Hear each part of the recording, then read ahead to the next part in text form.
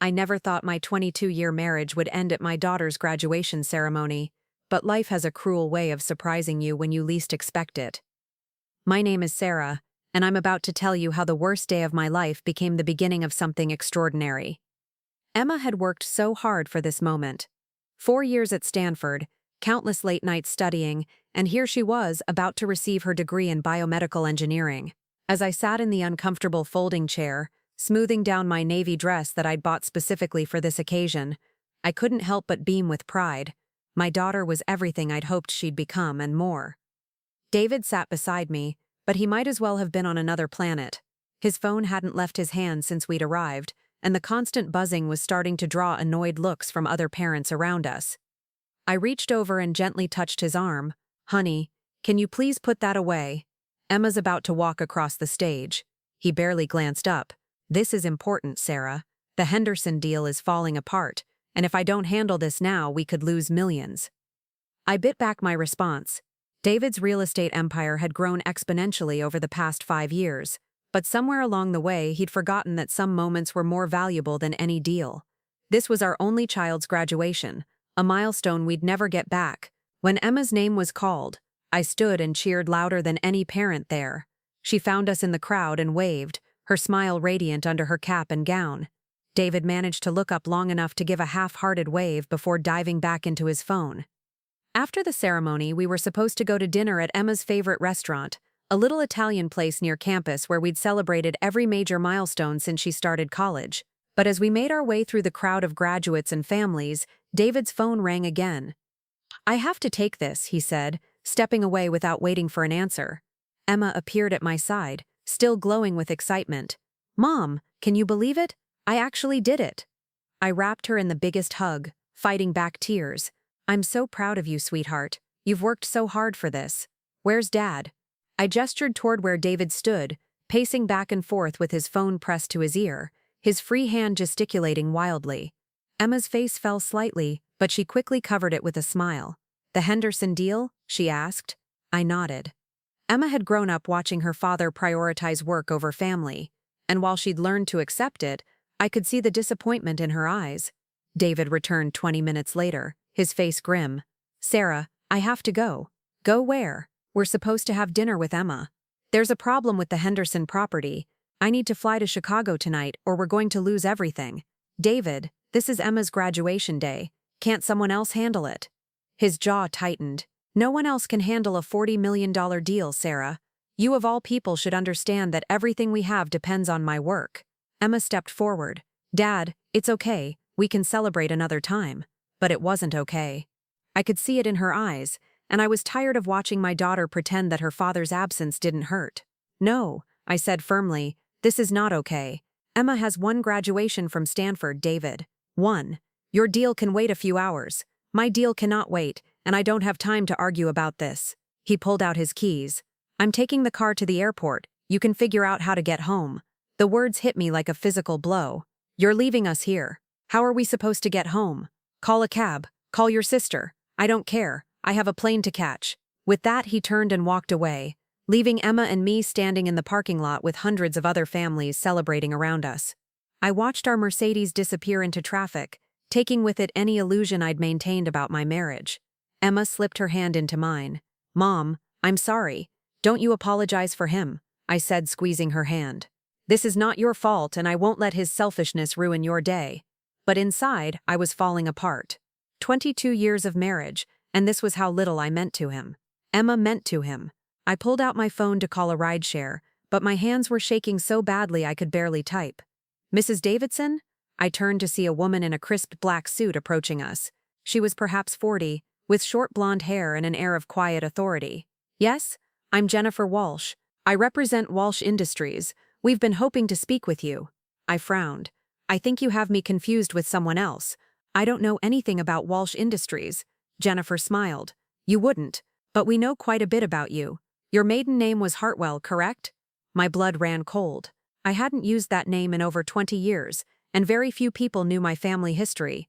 "How do you know that?" "Because Walsh Industries has been looking for you for a very long time. Your great-uncle Theodore Hartwell passed away 6 months ago." The name hit me like a lightning bolt. Uncle Teddy.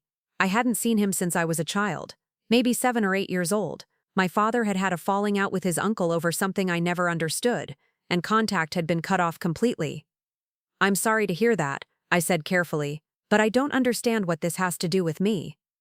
"Mr. Hartwell left you something in his will, something quite substantial. May I suggest we discuss this somewhere more private?" Emma looked at me with wide eyes. "Mom, who is this lady?" "I honestly don't know, sweetheart." I turned back to Jennifer. "Look, Miss Walsh, this really isn't a good time. My daughter just graduated, and we're having some transportation issues." Jennifer's expression softened. "I couldn't help but notice what happened with your husband. That was unconscionable behavior. Please allow me to help. I have a car waiting, and I'd be happy to take you wherever you need to go while we talk." I was about to decline when Emma squeezed my hand. "Mom, maybe we should listen to what she has to say, and honestly, I'd rather ride with her than deal with trying to get a cab right now." Jennifer led us to a sleek black town car where a uniformed driver stood waiting. As we settled into the leather seats, she handed me an envelope. "This is a copy of the relevant portion of your great-uncle's will. I think you should read it." With trembling hands, I opened the envelope and began to read. The legal language was dense, but certain phrases jumped out at me. Sole surviving heir. Entirety of my estate. Walsh Industries Corporation. "I don't understand," I whispered. "Your great-uncle Theodore built Walsh Industries from nothing into one of the largest privately held companies in the world. Manufacturing, real estate, technology, shipping, we have interests in dozens of sectors across 6 continents."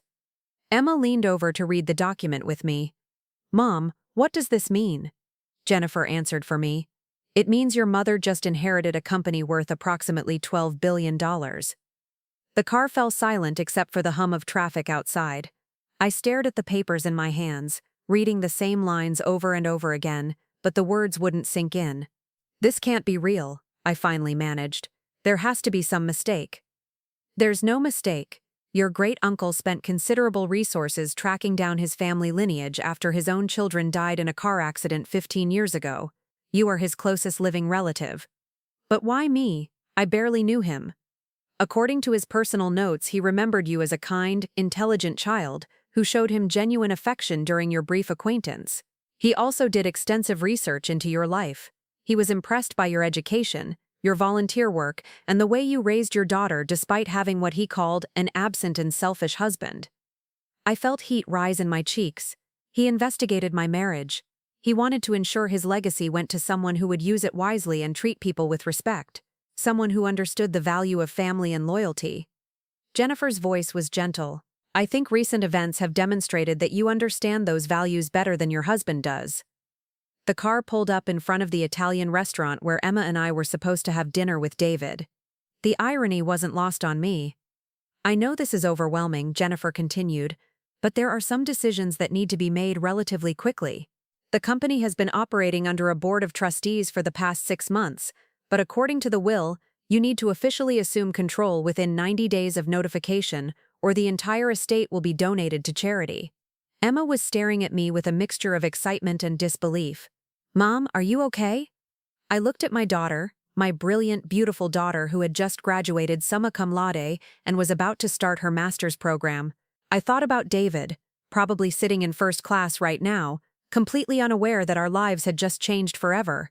I thought about all the years I'd bitten my tongue, all the times I'd made excuses for his behavior, all the moments I'd let him diminish me and our daughter.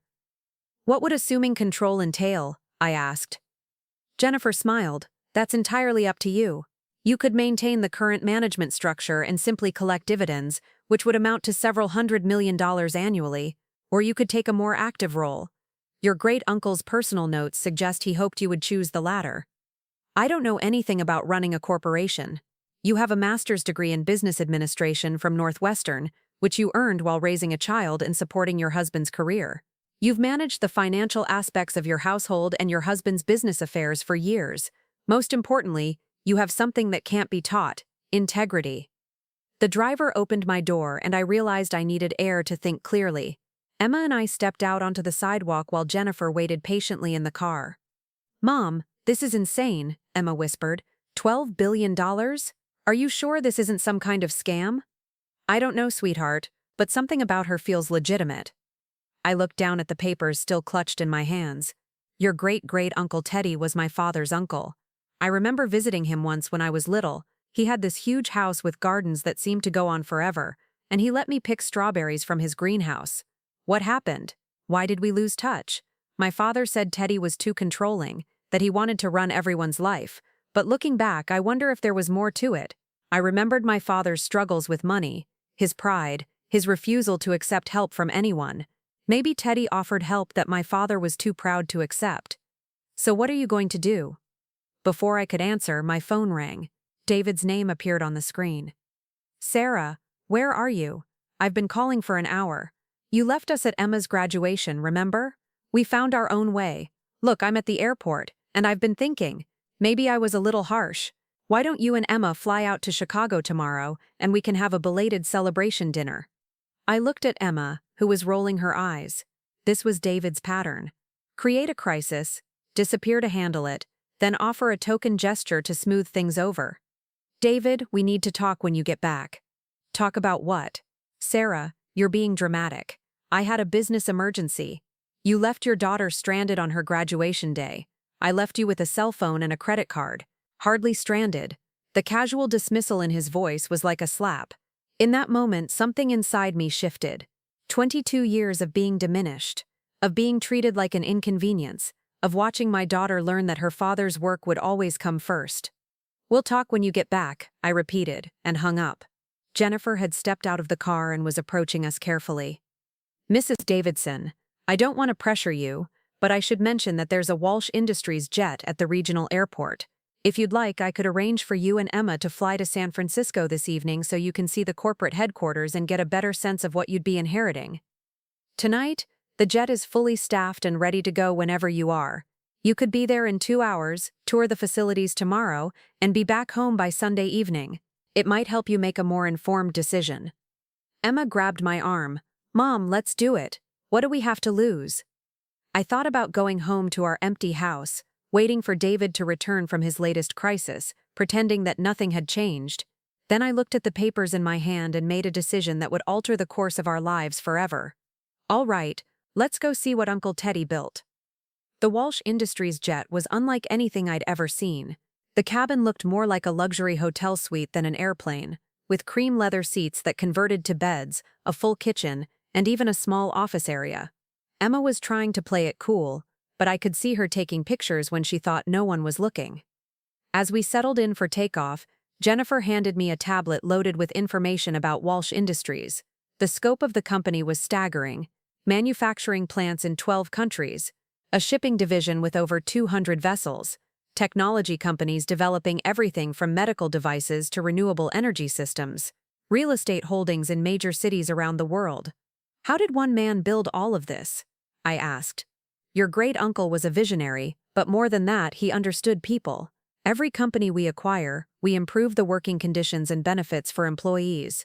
We've never had a major strike or significant labor dispute because we treat our workers as partners, not expenses. I thought about David's approach to business: squeeze every penny, cut every corner, treat employees as replaceable cogs in a machine. The contrast was stark. What about the executives who've been running things since he died? They're good people who've been with the company for decades. Your great-uncle chose them carefully, and they're all hoping you'll decide to take an active role. They believe fresh leadership could take the company to the next level. Emma looked up from her own tablet, where she'd been reading about Walsh Industries' medical research division. Mom, look at this. They're funding research into treatments for rare genetic diseases. And they just opened a new children's hospital in Guatemala. Your great-uncle believed that with great wealth comes great responsibility, Jennifer explained. The Walsh Foundation gives away over $1 billion annually to causes around the world. I stared out the window at the lights of cities passing below us. 12 hours ago, I'd been worried about whether David would remember to put his phone away long enough to watch Emma walk across the stage. Now I was flying in a private jet to tour a company that apparently belonged to me. Jennifer, can I ask you something personal? Of course. Do you think I'm crazy for even considering this? I mean, 6 months ago, I was organizing charity luncheons and managing my husband's calendar. How could I possibly run a multi-billion-dollar corporation? Jennifer was quiet for a moment, then smiled. Can I tell you about the first time I met your great-uncle? I was 25, fresh out of business school, and I'd been hired as his assistant. On my first day, he handed me a proposal for acquiring a small manufacturing company in Ohio and asked for my thoughts. What did you do? I spent the entire night researching the company, the industry, the local economy. The next morning, I presented him with a 20-page analysis explaining why it was a terrible investment. The company was in decline, the management was corrupt, and the local economy was collapsing. How did he react? He smiled and said, "I've been trying to talk my board out of that acquisition for weeks, but they wouldn't listen to me. Now I have an outside opinion that confirms my instincts." Jennifer laughed. Then he promoted me to junior analyst on the spot. So he was testing you. He was teaching me. Your great-uncle's philosophy was that intelligence and good judgment matter more than experience. Experience can be gained, but integrity and wisdom are much rarer. As we began our descent into San Francisco, I felt a mixture of excitement and terror.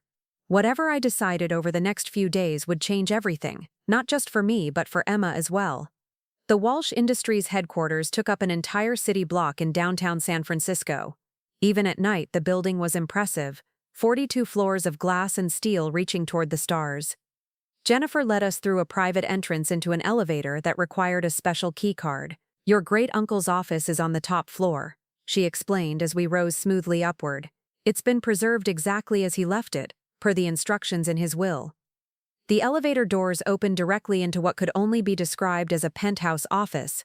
Floor-to-ceiling windows provided a panoramic view of the city and the bay beyond.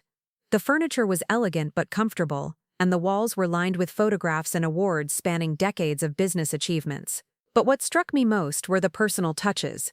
A child's drawing tucked into the frame of a business award, family photographs scattered among the professional accolades, a small greenhouse in one corner where orchids bloomed in careful arrangements.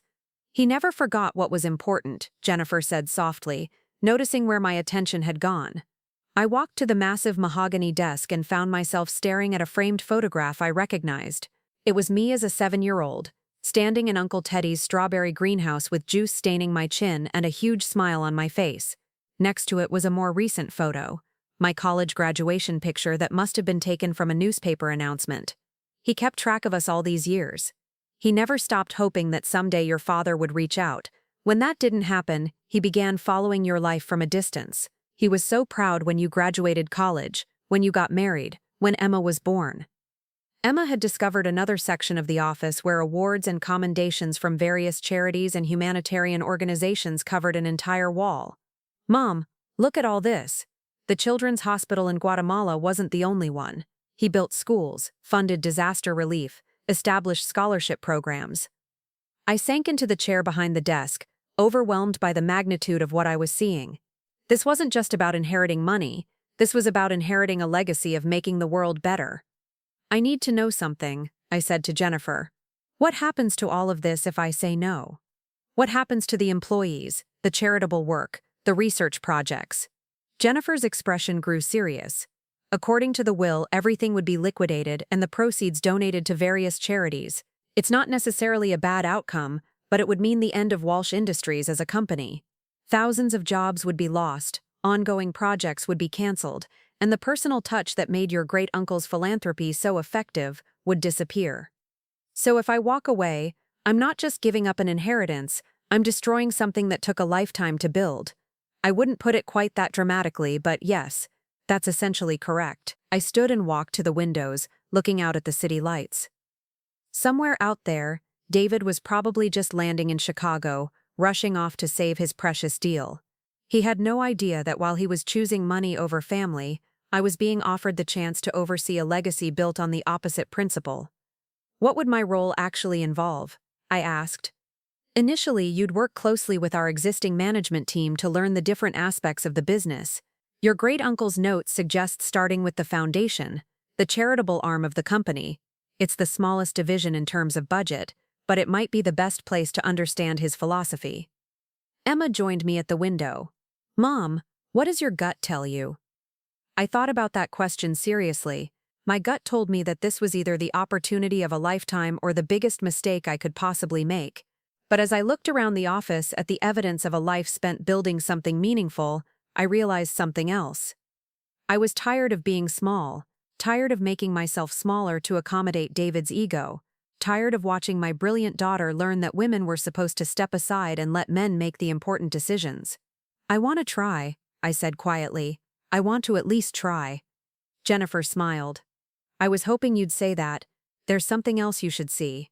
She led us to a conference room where a dozen people were waiting, despite the late hour. Jennifer introduced them as the senior management team of Walsh Industries, men and women of various ages who had been running the company since Uncle Teddy's death. We've been waiting 6 months to meet you, said an older man named Robert who served as chief financial officer. Your great-uncle talked about you often. We're hoping you'll decide to take an active role in the company. But I don't have any experience running a corporation. Neither did Theodore when he started, said Maria, the chief operating officer. What he had was vision, integrity, and the wisdom to surround himself with good people. We'd like the chance to be your good people. For the next 2 hours, they walked me through the company's operations, its financial status, and its current projects. The numbers were staggering, but what impressed me more was the way they talked about their work. These weren't just executives discussing profit margins. They were people who genuinely cared about what they were building. The research division is particularly excited about your background, said Dr. James Chen, who oversaw the company's scientific investments. Your great-uncle left specific instructions about expanding our medical research programs, and having someone with your educational background would be invaluable. My educational background? Your master's thesis on healthcare accessibility in rural communities. Your great-uncle read it and was impressed by your insights. I stared at him.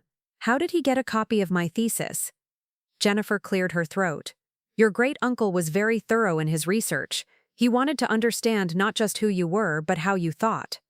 As the meeting wound down, I realized that this wasn't just about inheritance. It was about being invited to join something important. These people weren't just waiting to see if I'd write checks. They wanted me to be a partner in continuing Uncle Teddy's work. I need some time to think about this, I said finally, and I need to discuss it with my family. Of course, Robert said, but if I may say so, Mrs. Davidson, we hope you'll give this serious consideration. Your great-uncle chose you for good reasons, and we believe you could take this company to places he only dreamed of. As Jennifer escorted us back to the jet for our return flight, my mind was spinning with possibilities and fears in equal measure. The flight home was quiet, with Emma dozing in her seat while I stared out at the darkness, trying to process everything that had happened. We landed back in California just after midnight. Jennifer had arranged for a car to take us home, and as we pulled into my driveway, I felt like I was returning to someone else's life. Mom, Emma said as we stood in our front hallway, are you really going to do this? I honestly don't know. It's terrifying and overwhelming and completely crazy. But it's also the most excited I've felt about anything in years. Emma hugged me tightly. Whatever you decide, I'm proud of you. Dad doesn't know what he's missing. I went to bed that night but couldn't sleep. Instead, I lay awake thinking about the life I'd built over the past 22 years. A beautiful home, financial security, a successful husband, a brilliant daughter. By most measures, I had everything a woman could want. So why did I feel like I'd been slowly disappearing? David called at 6 in the morning, waking me from the few hours of sleep I'd finally managed. Sarah, good news. I saved the Henderson deal. We closed last night, and it's even better than we originally projected. That's nice, David. Nice? Sarah, this deal is worth $47 million. It's the biggest single transaction in our company's history. I said it was nice. There was a pause. You sound strange. Are you still upset about yesterday? Because I told you, I'll make it up to Emma. David, we need to talk when you get home. We're talking now. In person. When will you be back? Tomorrow evening. Sarah, what's going on? You're being weird. I looked out my bedroom window at the sunrise painting the sky pink and gold. 24 hours ago, I would have apologized for being weird and assured him that everything was fine. But everything wasn't fine, and I was tired of pretending otherwise. I'll see you tomorrow night, I said and hung up. Emma and I spent Saturday quietly, both of us processing what had happened. I called my sister Linda and tried to explain the situation without sounding completely insane. Wait, back up, Linda said. You inherited a $12 billion company from an uncle I've never heard of. Great uncle, and you never heard of him because Dad cut off contact when we were kids. And you're actually considering running this company? I don't know. Maybe. Yes. I think so. Sarah, honey, do you have any idea what you're talking about? This isn't like taking over the PTA. This is a massive corporation. I know that, Linda. What does David say? David doesn't know yet. You haven't told your husband that you inherited $12 billion? When she put it like that, it did sound insane. He's been in Chicago on business. He gets back tonight. Sarah, promise me you'll think about this carefully. I know you and David have your problems, but don't make any rash decisions. Maybe you could just take the money and let someone else run the company. After I hung up, I sat in my garden and tried to imagine explaining this to David. I could picture his reaction, excitement about the money, followed immediately by assumptions about how it would benefit his business, then irritation when I suggested taking an active role in running Walsh Industries. You don't know anything about running a corporation, Sarah. Let the professionals handle it and just enjoy the dividends. I could hear his voice as clearly as if he were sitting next to me. Emma found me there an hour later. Mom, you're going to do it, aren't you? How can you tell? Because you get this look when you've made up your mind about something. It's the same look you had when you decided to go back to school for your master's degree, even though Dad said it was a waste of time. I smiled at the memory. David had been furious when I'd announced my intention to get my MBA. He'd argued that it was unnecessary, that we didn't need the money, that it would interfere with my responsibilities at home. But I'd persisted, taking classes at night and on weekends, writing my thesis during Emma's nap times. That was different. That was just school. No, Mom, that was you refusing to let anyone else define your limits. David arrived home Sunday evening in a triumphant mood, bearing gifts and apologies. He'd brought Emma a Tiffany bracelet and me a pair of diamond earrings that probably cost more than most people made in a year. I'm sorry about yesterday, he said over dinner. The Henderson deal was falling apart, and I panicked. You know how important this company is to our future. Our future. Emma's future. Your future. Everything I've built is for this family. I set down my fork. David, something happened while you were gone. Something we need to discuss. What kind of something? I took a deep breath and launched into the story, starting with Jennifer's approach at the graduation ceremony and ending with our trip to San Francisco. David's expression changed from confusion to disbelief to something I couldn't quite identify. Let me get this straight, he said when I finished. Some woman claiming to represent a company I've never heard of told you that you inherited $12 billion from an uncle you haven't seen since you were a child. Great uncle. And yes, that's essentially correct. Sarah, this is obviously a scam. An elaborate one, but still a scam. I don't think it is, David. I've done research. Walsh Industries is a real company, and Jennifer Walsh is their legitimate CEO. Then it's some kind of mix-up. They've confused you with someone else. Emma spoke up. Dad, Mom showed them her ID. They knew things about our family that only Uncle Teddy would have known. David turned to her with the condescending smile he used when he thought we were being naive. Sweetheart, these con artists are very sophisticated. They probably researched our family online. What about the private jet? I asked. What about the corporate headquarters? What about the dozen executives who stayed late on a Friday night to meet with me? Actors. All of it. Sarah, I can't believe you fell for this. I felt my temper rising. I didn't fall for anything. I saw documentation, I met with lawyers, I toured the facilities. You saw what they wanted you to see. Tomorrow morning, I'm calling our attorney and having him investigate this Walsh Industries. I guarantee you it's either fake or there's been some massive mistake. And if it's real, David paused, and I saw something flicker across his face. If it's real, then obviously we need to think carefully about how to handle it. Of course we. Sarah, you can't possibly be considering trying to run a corporation by yourself. You don't have the experience or the knowledge. I have an MBA from Northwestern, from 15 years ago, and you've never worked in corporate management. Neither had Uncle Teddy when he started. David laughed, but there was no humor in it. Sarah, be realistic. Even if this inheritance is legitimate, the smart thing to do would be to liquidate everything and invest the money properly.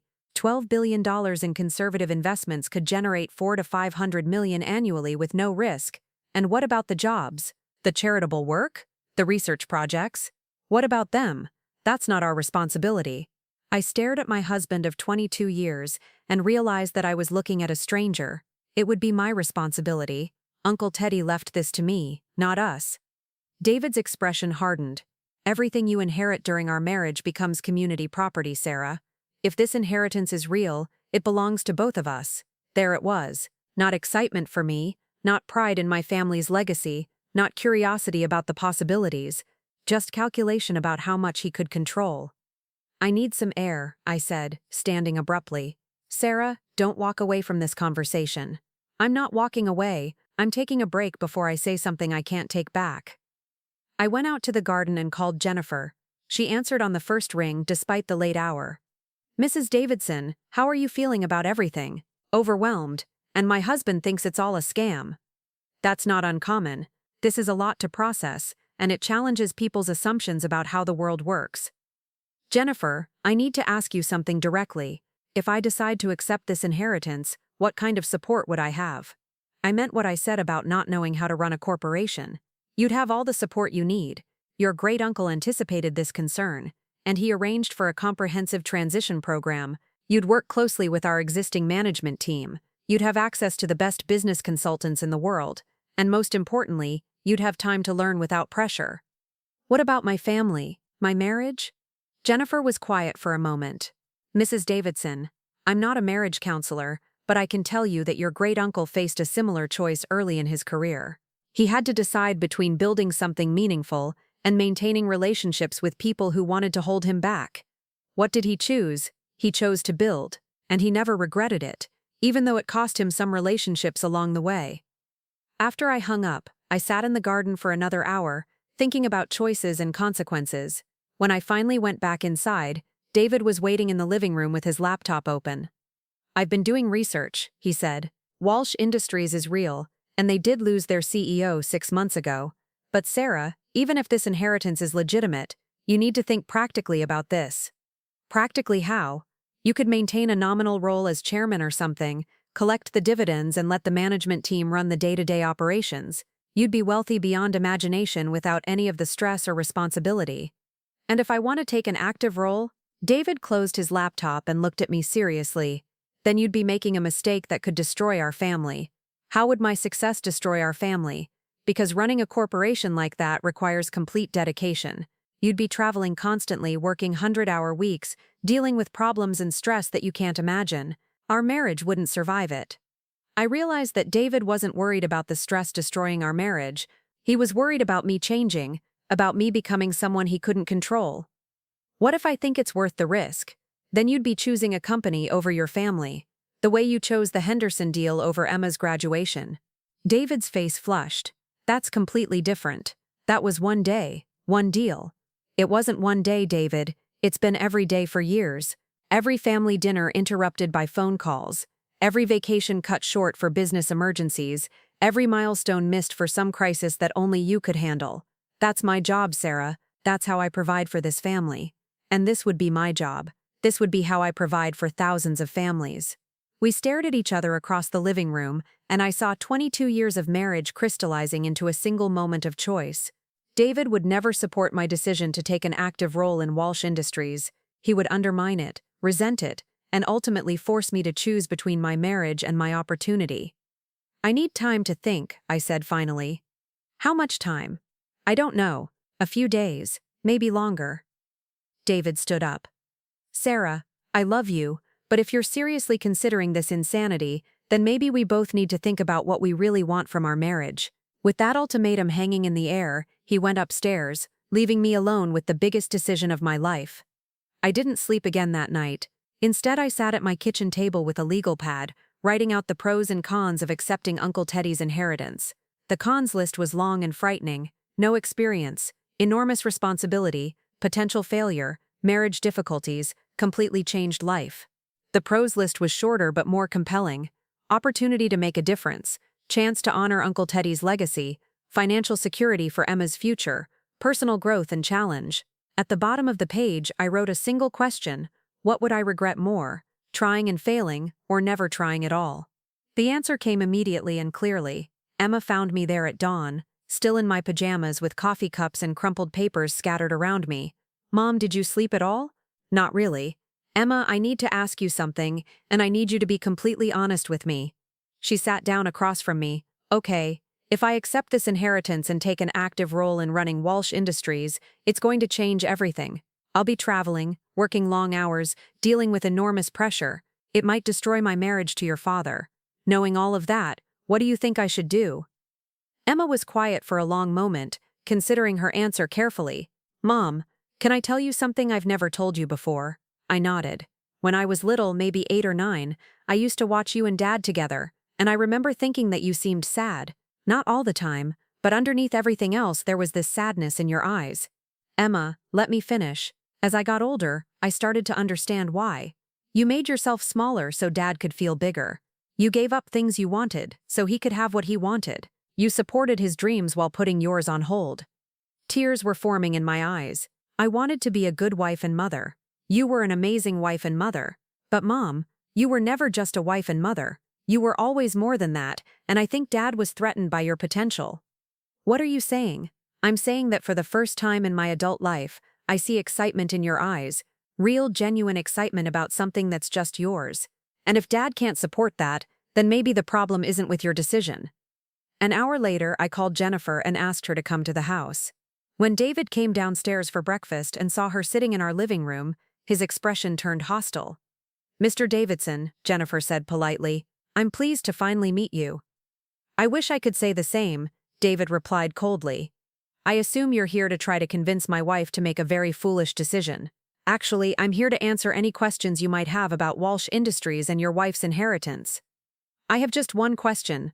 What's your angle? What do you get out of convincing Sarah to take on responsibilities she's not qualified for?" Jennifer's expression remained calm. "I get the satisfaction of honoring Theodore Hartwell's final wishes and ensuring that his legacy continues." "That's not an answer. It's the only answer I have. Mr. Davidson, I understand your concerns, but I want you to know that if your wife accepts this inheritance, she'll have every possible support system in place." David scoffed. "Support systems don't replace experience." "You're absolutely right, but neither does experience replace vision, integrity, and the ability to inspire others. Your wife has qualities that can't be taught." David saw only obstacles and reasons why I couldn't succeed. Jennifer saw potential and ways to help me achieve it. "I've made my decision," I said quietly. Both of them turned to look at me. "I'm going to accept the inheritance and take an active role in running Walsh Industries." David's face went white. "Sarah, you can't be serious." "I'm completely serious. Then you're choosing to destroy our marriage." I looked at my husband of 22 years, the father of my child, the man I'd built a life with. "No, David. I'm choosing to build something meaningful. If that destroys our marriage, then our marriage was built on the wrong foundation." Jennifer stood. "Mrs. Davidson, if you're certain about your decision, we should begin the transition process as soon as possible. What does that involve?" "First, we'll need to make your acceptance official with a formal signing ceremony. Then you'll begin working with our management team to learn the various aspects of the business. I'd suggest starting with a 2-week intensive program at our headquarters." 2 weeks? David exploded. "Sarah, you can't just disappear for 2 weeks. I'm not disappearing. I'm beginning a new career. What about your responsibilities here? What about our life?" I looked around our beautiful home, at the life I'd carefully constructed over 2 decades. "Our life will still be here when I get back. The question is whether you'll be part of it." David stared at me for a long moment, then turned and walked out of the room. I heard his footsteps on the stairs, then the slam of our bedroom door. Jennifer squeezed my hand. "You're making the right choice." "I hope so. Because I just risked everything I've built for the past 22 years. Sometimes we have to tear down what we've built to make room for what we're meant to become." 3 days later, I stood in the conference room at Walsh Industries headquarters, surrounded by lawyers, executives, and media representatives, signing the documents that would make me the official owner and CEO of a $12 billion corporation. Emma was there, beaming with pride. David was not. He'd spent the past 3 days alternating between angry ultimatums and wounded silence. When I'd asked him to come to San Francisco for the signing ceremony, he'd refused. "If you're determined to throw away our marriage for this fantasy, don't expect me to celebrate it." So Emma and I had flown to San Francisco alone, staying in Uncle Teddy's penthouse apartment that was apparently now mine. As I signed the final document, making my new role official, I thought about Uncle Teddy and the 7-year-old girl who'd picked strawberries in his greenhouse. He'd seen something in that little girl that she hadn't seen in herself, the potential to build something meaningful, to make a difference in the world. "Congratulations, Mrs. Davidson," Robert said as cameras flashed around us. Theodore would be so proud. The next 2 weeks passed in a blur of meetings, presentations, and crash courses in corporate management.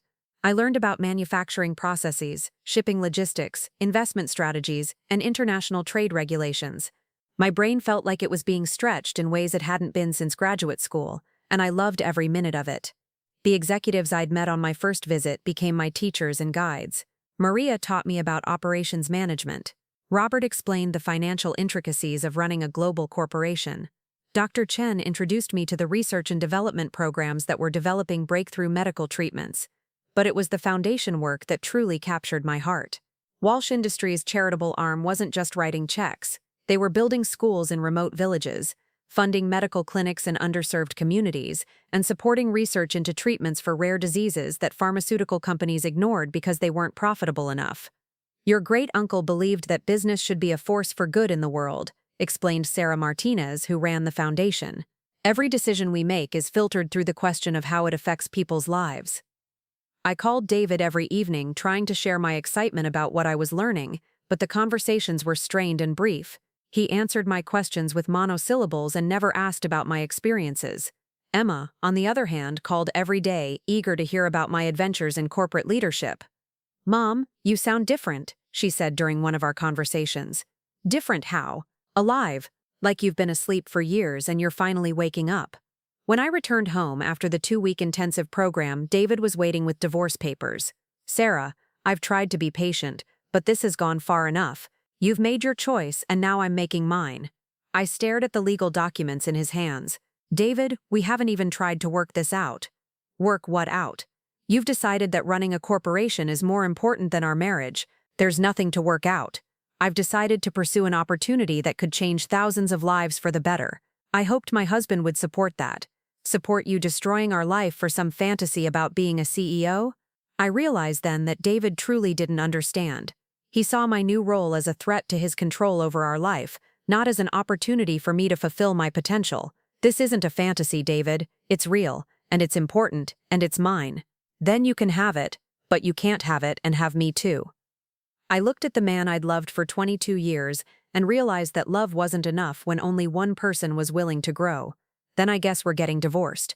The divorce proceedings were swift and bitter. David demanded half of my inheritance, claiming it was community property. His lawyers argued that the inheritance had occurred during our marriage and therefore belonged to both of us. My lawyers, led by Walsh Industries' legal team, argued that the inheritance was specifically bequeathed to me personally and included provisions that protected it from marital property claims. "Your great-uncle was very thorough," Jennifer explained during one of our strategy sessions. "He included specific language in the will to ensure that his legacy would remain under your control regardless of your marital status." The legal battle lasted 6 months, during which time I divided my time between learning to run Walsh Industries and dealing with the emotional devastation of my marriage's end.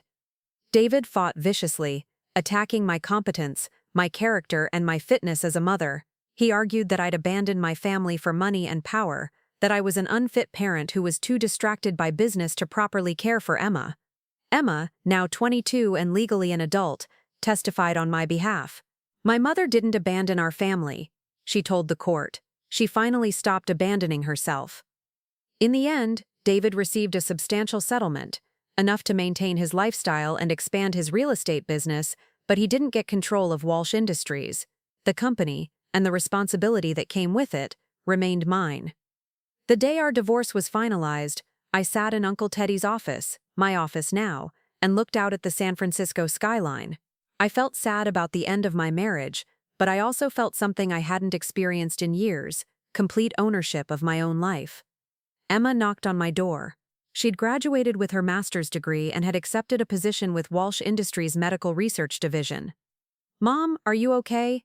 "I'm sad," I said honestly, "but I'm also relieved and excited about what comes next." "Any regrets?" I thought about that question seriously. I regretted that David couldn't support my growth. I regretted that our marriage had been built on such an unequal foundation that my success had threatened it, but I didn't regret choosing to honor Uncle Teddy's faith in me. "No regrets," I said finally, "only possibilities." Over the next year, I threw myself into learning every aspect of Walsh Industries.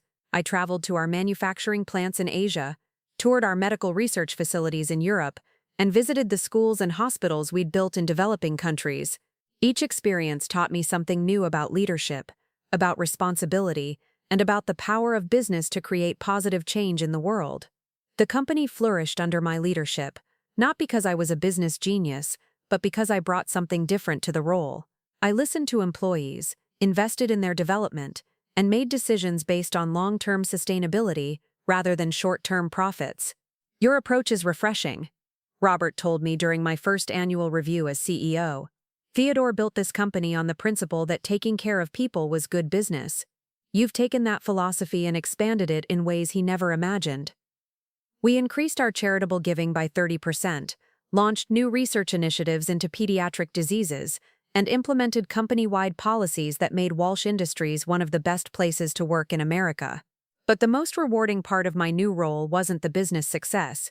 It was the letters I received from people whose lives had been touched by our work, parents whose children had received life-saving treatments developed in our labs, students attending colleges on Walsh Foundation scholarships, families in Guatemala whose children attended schools we'd built. One letter particularly moved me. It was from a woman in rural Kentucky whose daughter had been born with a rare genetic condition. Our research division had developed a treatment that had given the little girl a normal life expectancy. "I don't know who you are," the woman wrote, "but thank you for caring about kids like mine. Thank you for proving that some things are more important than money." I kept that letter framed on my desk, next to the photograph of 7-year-old me picking strawberries in Uncle Teddy's greenhouse. 2 years after accepting my inheritance, I was invited to speak at Stanford's graduation ceremony, the same ceremony where my old life had ended and my new one had begun. As I stood at the podium, looking out at hundreds of graduates and their families, I thought about the journey that had brought me there. 3 years ago, I told the audience, I was sitting in chairs very much like the ones your parents are sitting in today, watching my daughter graduate. I thought I knew exactly what my life would look like for the next 20 years. I was wrong. I spoke about Uncle Teddy's legacy, about the responsibility that comes with opportunity, and about the importance of being brave enough to grow beyond the limits others set for us. Sometimes the greatest gift we can give ourselves is the courage to become who we're meant to be, even when it means leaving behind who we've always been. After the ceremony, a young woman approached me with her parents. "Miss Davidson, I'm graduating with a degree in biomedical engineering, just like your daughter did. I've been accepted to graduate school, but my family thinks I should get married instead. What would you do?" I looked at this bright young woman, standing at the crossroads between other people's expectations and her own potential, and I smiled. I would choose growth over comfort, possibility over security, and my own dreams over anyone else's limitations. Her parents looked uncomfortable, but the young woman smiled back. "Thank you, that's what I needed to hear." That evening, Emma and I had dinner at the same Italian restaurant where we were supposed to celebrate her graduation 3 years earlier. "Do you ever wonder what would have happened if Dad had stayed that day?" Emma asked. "Sometimes, but I think everything happened exactly as it was supposed to. Even the divorce, especially the divorce. Your father and I wanted different things from life. There's nothing wrong with either of our choices, but they weren't compatible with each other. Have you heard from him lately?" I nodded. He sent a congratulatory note when the Stanford speech was announced. "He's doing well, his business is thriving, and he's dating someone new." "How do you feel about that?" "Happy for him. He deserves to find someone who wants the life he wants to build. And you deserve to build the life you want to build." As we walked out of the restaurant, I reflected on how much had changed since that day 3 years ago when David had left us stranded in the parking lot. He'd thought he was abandoning us, but he'd actually set us free. The private jet that had arrived that day hadn't just transported us to San Francisco, it had carried us toward a future neither of us could have imagined. I thought about Uncle Teddy, whom I barely remembered, but who had believed in me enough to entrust me with his life's work. I thought about the 7-year-old girl picking strawberries in his greenhouse, completely unaware that she was destined for something extraordinary. Most of all, I thought about the power of saying yes to possibilities, even when they terrify us, even when they require us to leave behind everything we thought we wanted. Sometimes the greatest adventures begin with the smallest acts of courage. Mine began with a decision to get in a stranger's car and see where it would take me. It took me home to myself. I stood on the balcony of my penthouse office, watching the San Francisco fog roll in from the bay, and marveled at how normal this view had become. What had once felt impossibly foreign now felt like home. The morning ritual of coffee and sunrise had become my favorite time of day, A moment of peace before the controlled chaos of running a global corporation began. "Mom, you're going to be late for your own board meeting." I turned to see Emma entering my office, carrying 2 cups of coffee and looking every inch the confident executive she'd become. At 27, she was already making a name for herself in medical research, leading a team developing treatments for pediatric autoimmune disorders. "Since when do you keep track of my schedule?" I asked, accepting the coffee gratefully. "Since Jennifer told me you've been distracted lately. She's worried you're overworking yourself again." I smiled. Jennifer had become more than just my business partner over the years.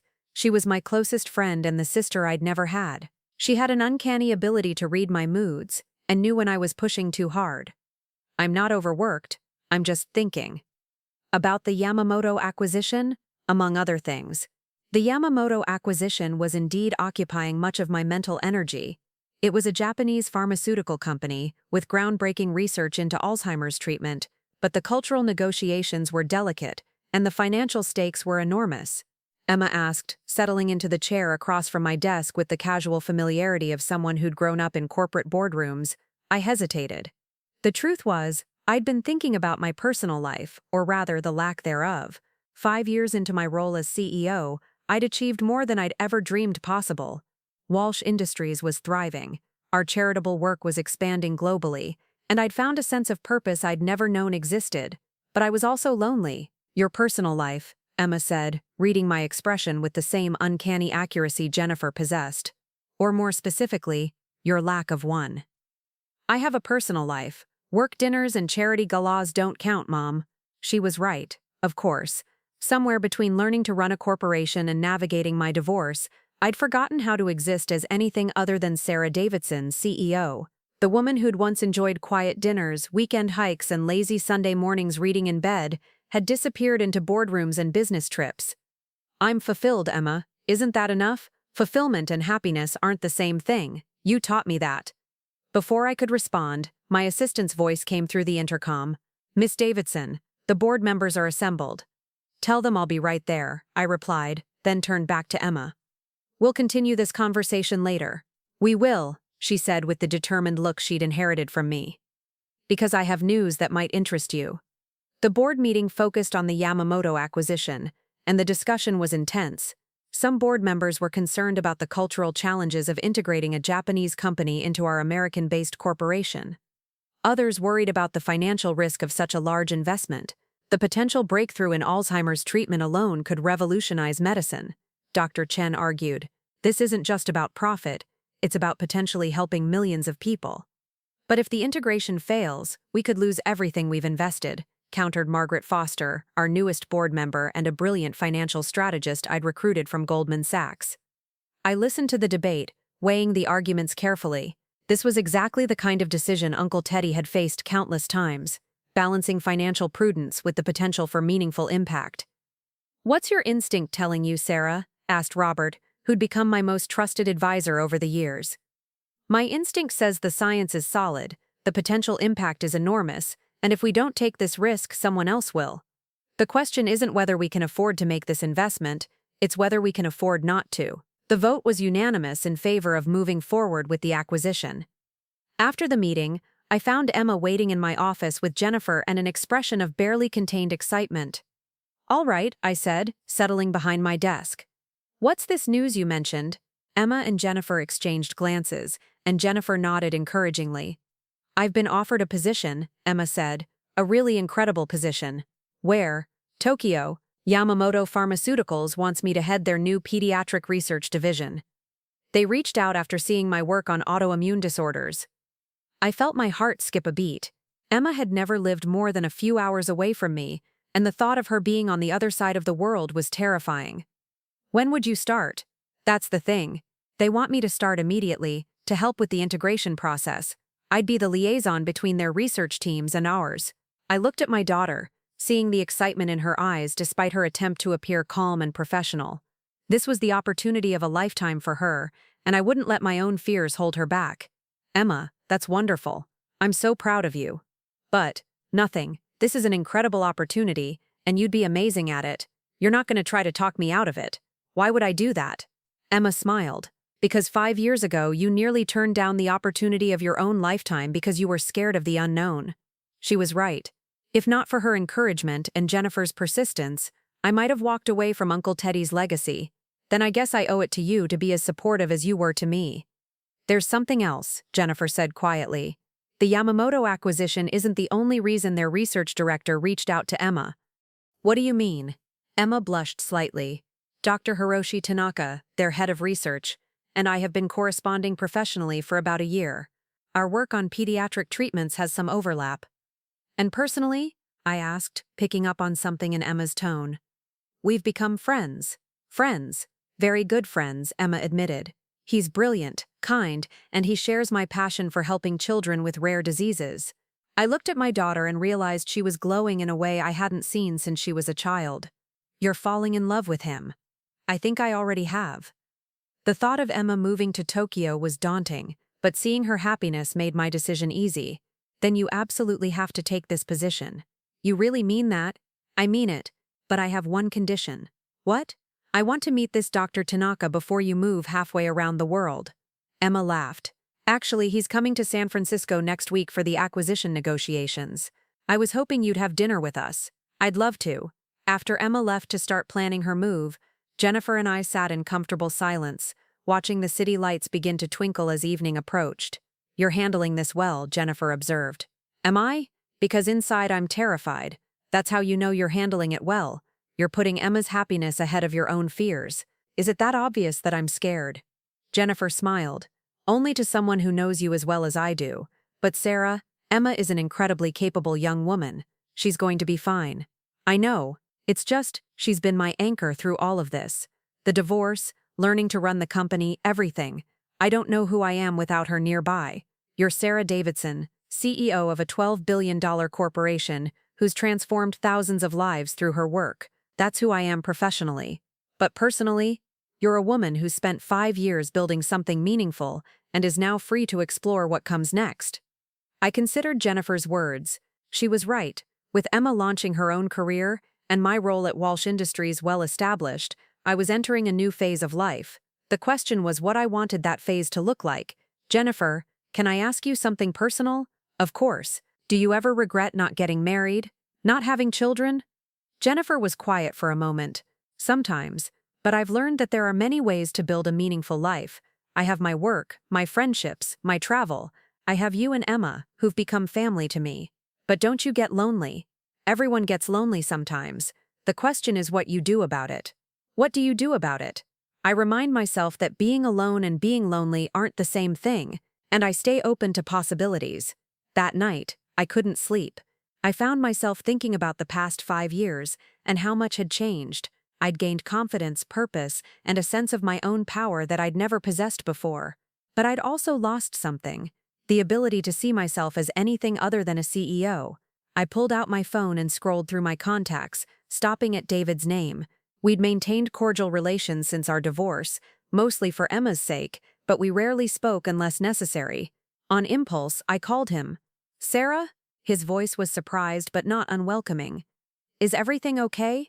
Everything's fine. I heard about your engagement. Congratulations. David had gotten engaged 6 months earlier to Rebecca, a woman 15 years younger who worked in interior design.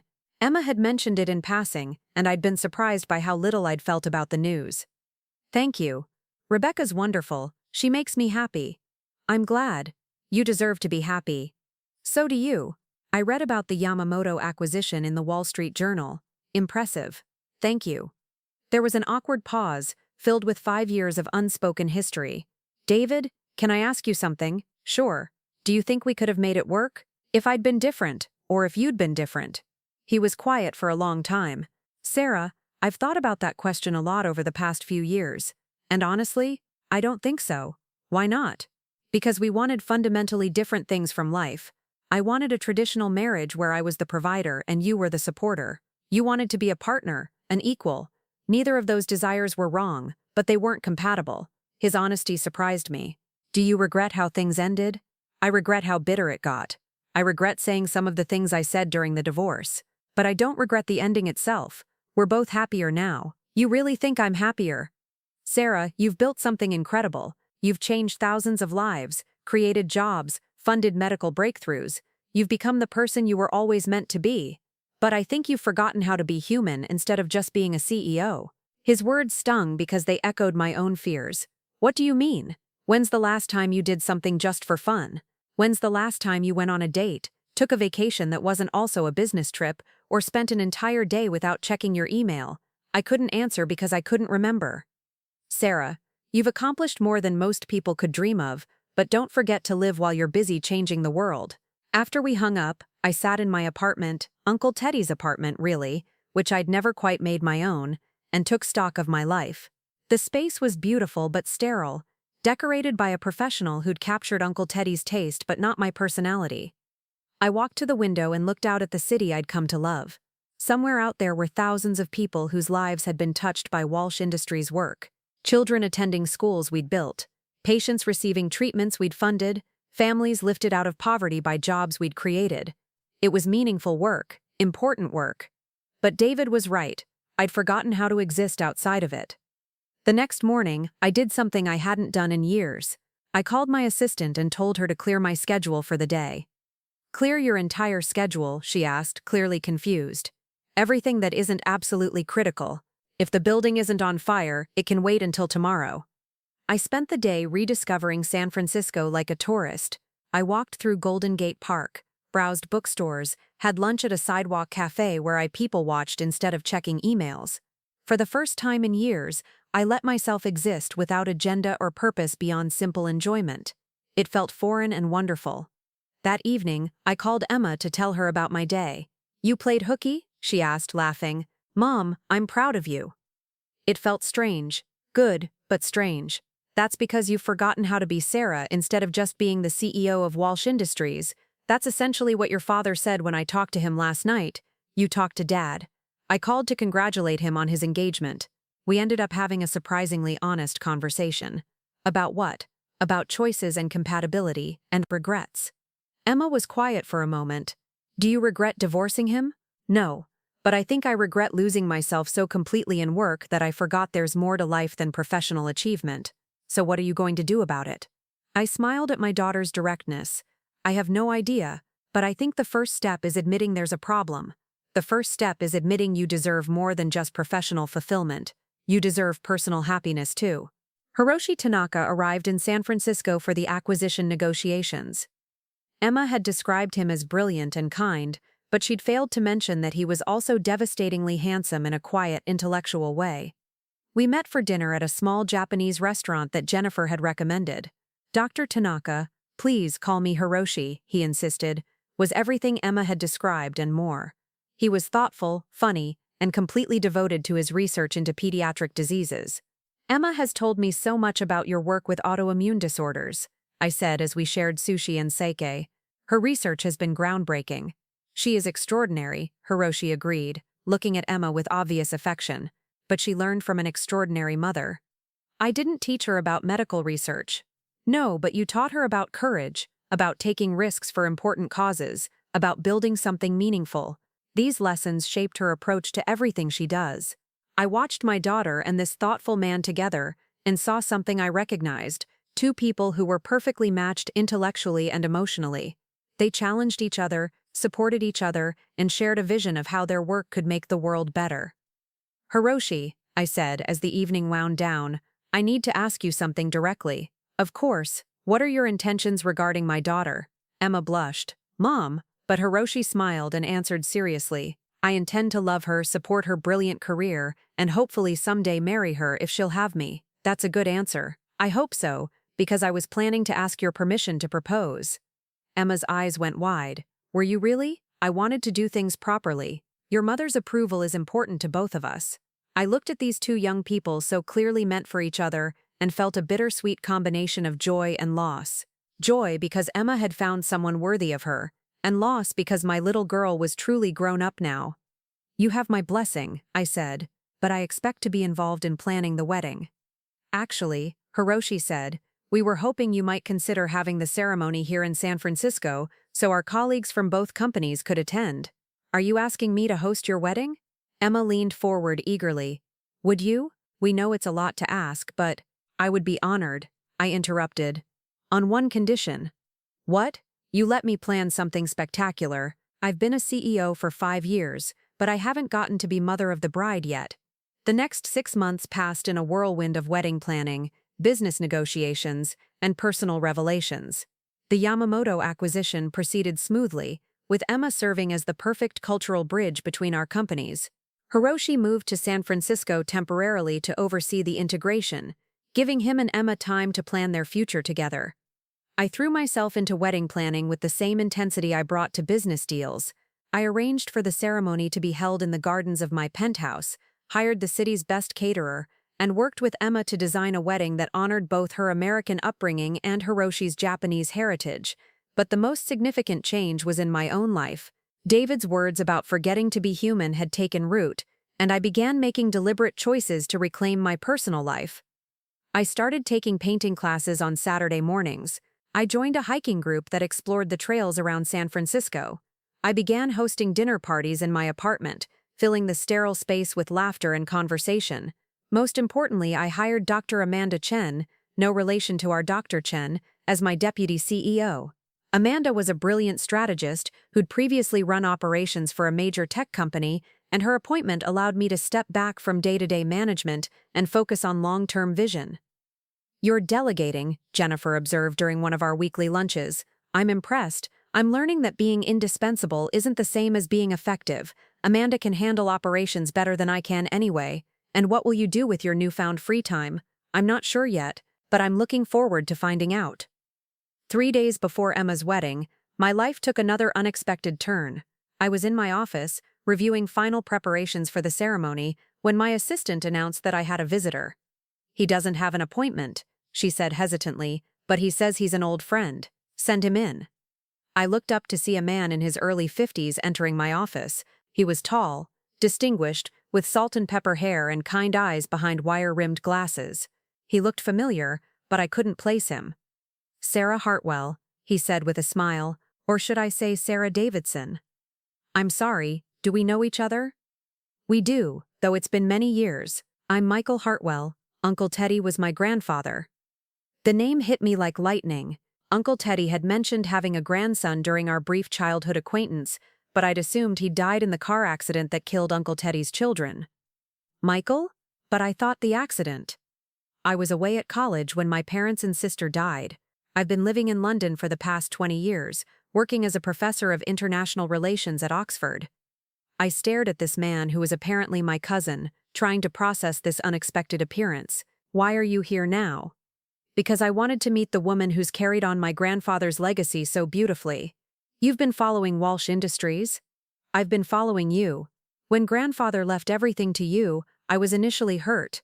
I was his only surviving relative after all. But over the past 5 years I've watched what you've done with his company, and I understand why he chose you. I gestured for him to sit down, still trying to absorb this development. What do you want, Michael? Nothing, actually. Well, that's not entirely true. I wanted to meet you, to thank you for honoring grandfather's vision, and to apologize. Apologize for what? For not reaching out sooner, for letting pride and hurt feelings keep me away from the only family I have left. I studied his face, seeing traces of Uncle Teddy in his features. You're really his grandson. I really am. And you're really the remarkable woman who turned a 7-year-old's visit to a strawberry greenhouse into a $12 billion legacy. How do you know about the strawberries? Michael smiled. Grandfather kept a journal. He wrote about everyone who mattered to him, but the entry about your visit was special. He wrote that you had the rare combination of kindness and strength that could change the world. Tears formed in my eyes. He barely knew me. He knew enough, and he was right. We talked for 2 hours, sharing stories about Uncle Teddy and filling in the gaps of our family history. Michael told me about his work as a professor, his research into international economic development, and his recent decision to take early retirement. What will you do now? I asked. I'm not sure. I've been thinking about returning to the United States, maybe getting involved in charitable work. I have some ideas about education initiatives in developing countries. An idea began forming in my mind. Michael, how would you feel about getting involved in Walsh Industries Foundation work? You'd want me to work for you? I'd want you to work with me. You're Uncle Teddy's grandson, and you have expertise in exactly the areas where we're trying to expand our impact." Michael was quiet for a moment. "Are you sure? We barely know each other." Uncle Teddy believed in taking chances on people. Maybe it runs in the family. The wedding was perfect. Emma looked radiant in a gown that managed to be both elegantly traditional and uniquely her own. Hiroshi was resplendent in a classic tuxedo, and his joy was evident to everyone present.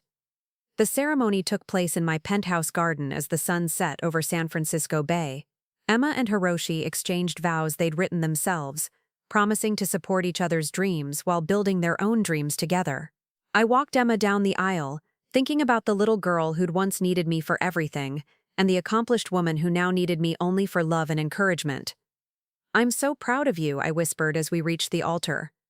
"I learned from the best," she whispered back. The reception was a celebration of everything Emma and Hiroshi represented. Brilliant minds dedicated to helping others, two cultures coming together in harmony, and love that had grown from shared purpose into deep partnership. As I watched my daughter dance with her new husband, surrounded by friends and colleagues from both Walsh Industries and Yamamoto Pharmaceuticals, I felt a profound sense of completion. This was what Uncle Teddy had envisioned when he'd built his company, not just financial success, but human connection and positive impact. "Beautiful wedding," a voice said beside me. I turned to see Michael approaching with 2 glasses of champagne. "Thank you. I think Emma and Hiroshi are perfect for each other." "They are, but I was thinking about something else." "What?"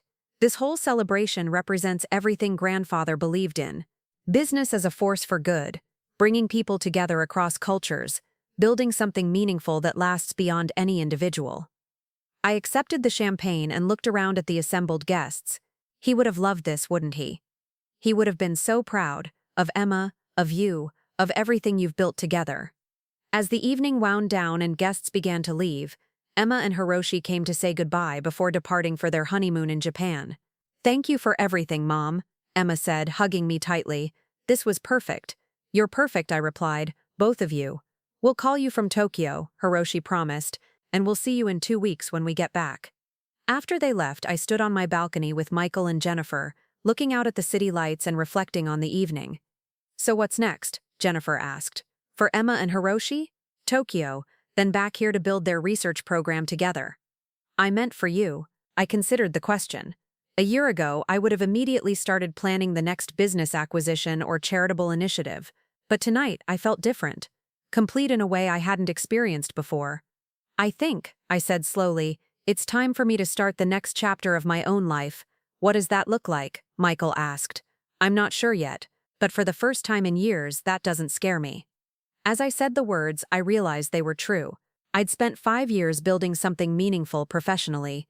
I'd successfully launched my daughter into her own accomplished life. I'd honored Uncle Teddy's legacy, and proven to myself that I was capable of far more than I'd ever imagined. Now it was time to discover what else I was capable of. The next morning, I woke up in my apartment, really my apartment now, not Uncle Teddy's, and made a decision that surprised even me. I called my assistant and asked her to arrange a meeting with the board of directors. "All of them?" she asked. "All of them. I have an announcement to make." 2 days later, I stood before the Walsh Industries board of directors and delivered the speech I'd been unconsciously preparing for months. 5 years ago, I inherited this company with no experience and a lot of fear. You all took a chance on me, supported me, and helped me grow into this role.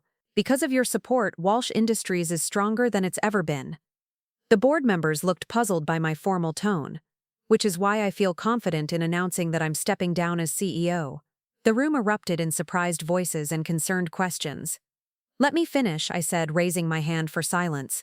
"I'm not leaving the company. I'm transitioning to a new role as chairman of the board and director of strategic vision. Dr. Amanda Chen will assume the role of CEO, with my full support and confidence." Robert leaned forward. "Sarah, why are you doing this? The company has never been more successful. Because success isn't just about financial performance. It's about knowing when to step up and when to step back. Amanda is ready to lead day-to-day operations, and I'm ready to focus on long-term strategic planning and foundation work." "What will you do with your time?" asked Margaret. I smiled. "I'm going to learn how to live a life that's successful in more ways than one." The transition went smoothly over the next 6 months. Amanda proved to be an exceptional CEO, bringing fresh perspectives and innovative strategies to the company's operations.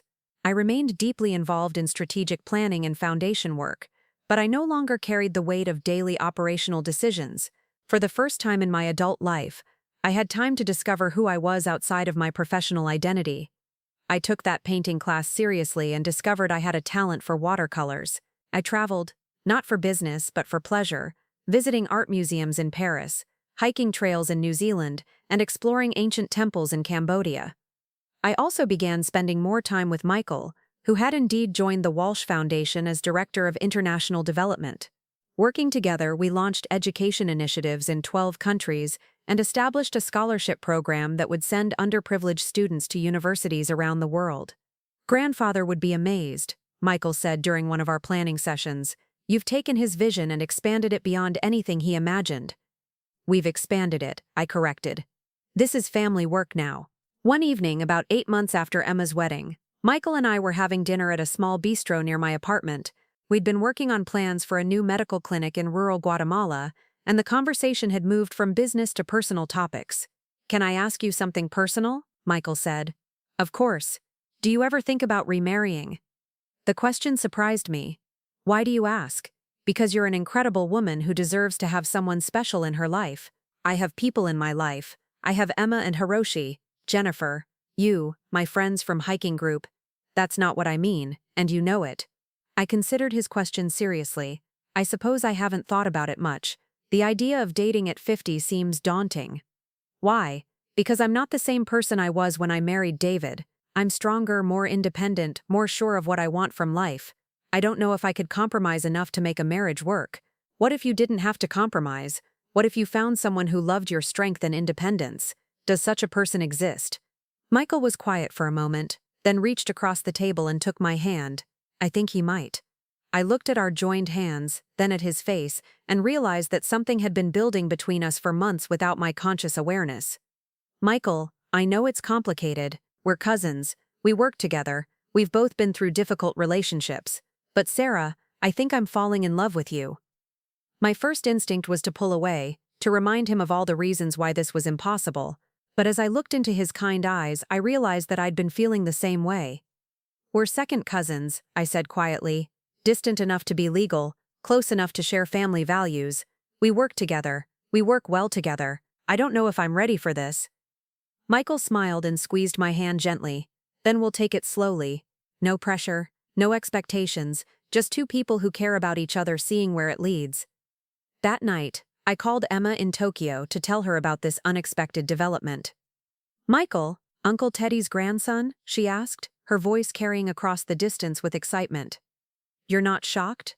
"Mom, I've seen how you two work together, how you light up when you talk about him. I think it's wonderful." "Really?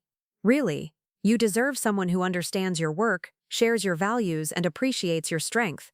It sounds like Michael might be that person." "It's still early. We're taking things slowly." "Good. But Mom..." "Yes? Don't let fear keep you from being happy. You've already proven you're brave enough to change your entire life when the right opportunity comes along." Over the next year, Michael and I built a relationship unlike anything I'd ever experienced. It was a partnership in every sense: intellectual, emotional, and eventually romantic. We traveled together, worked together, and discovered that we shared not just a family legacy but a vision for how to live meaningfully. Unlike my marriage to David, which had required me to diminish myself to maintain balance, my relationship with Michael encouraged me to be fully myself. He celebrated my accomplishments, supported my ambitions, and never asked me to choose between love and success. "I think," Jennifer said one day as we watched Michael and me planning another foundation initiative, "Uncle Teddy would be very pleased with how his legacy has evolved." "What do you mean?" "He wanted to build something lasting, something that would outlive him. But it's become more than just a company or a foundation. It's become a family again." She was right. Walsh Industries had become more than a business. It was a vehicle for bringing together people who shared values and vision. Emma and Hiroshi, working together on medical breakthroughs. Michael and me, expanding educational and humanitarian programs. Amanda, leading the company into new areas of innovation and impact. 2 years after Emma's wedding, Michael proposed during a foundation trip to Guatemala. We were visiting one of the schools we'd built, watching children who'd been given opportunities they never would have had otherwise. "This is what your great-uncle dreamed of," Michael said as we stood in a classroom filled with eager young faces. "Using success to create more success for others. It's what we've all dreamed of," I replied. "Sarah, I want to spend the rest of my life building dreams with you. Will you marry me?" I looked at this man who'd become my partner in every sense, then at the children around us who represented hope for the future, and I knew my answer. Yes. Our wedding was smaller than Emma's but no less meaningful. We were married in Uncle Teddy's greenhouse, my greenhouse now, surrounded by the strawberry plants that had somehow brought our family full circle. Emma and Hiroshi flew in from Tokyo, where they were now running Yamamoto's pediatric research division. David attended with Rebecca, offering his genuine congratulations and obvious happiness for my newfound joy. "You look radiant," he told me as we danced at the reception. "Truly happy." "I am. Thank you for being here. Thank you for inviting us. I know it couldn't have been easy." I looked at my ex-husband, now truly a friend, and realized how far we'd both come. "David, we're different people than we were when we were married. You've found happiness with Rebecca. I've found happiness with Michael. There's no reason we can't celebrate that together." "You're right.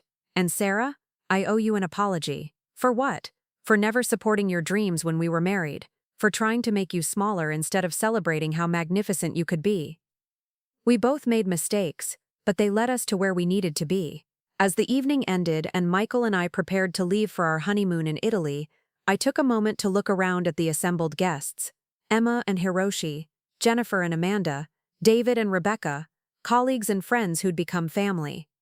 This was Uncle Teddy's true legacy, not just financial success, but human connection and the understanding that our lives are measured not by what we accumulate, but by what we contribute. "Ready, Mrs. Hartwell?" Michael asked using my new name for the first time. "I'm ready," I said, taking his hand. As we left the greenhouse where my story had truly begun 7 years earlier, I thought about the young woman who'd sat stranded in a graduation parking lot, devastated by her husband's abandonment. She could never have imagined that being left behind would actually be the moment her real life began. Sometimes the greatest gifts come disguised as losses, sometimes being abandoned leads to being found, and sometimes, when we're brave enough to step into an uncertain future, we discover that we're capable of far more than we ever dreamed.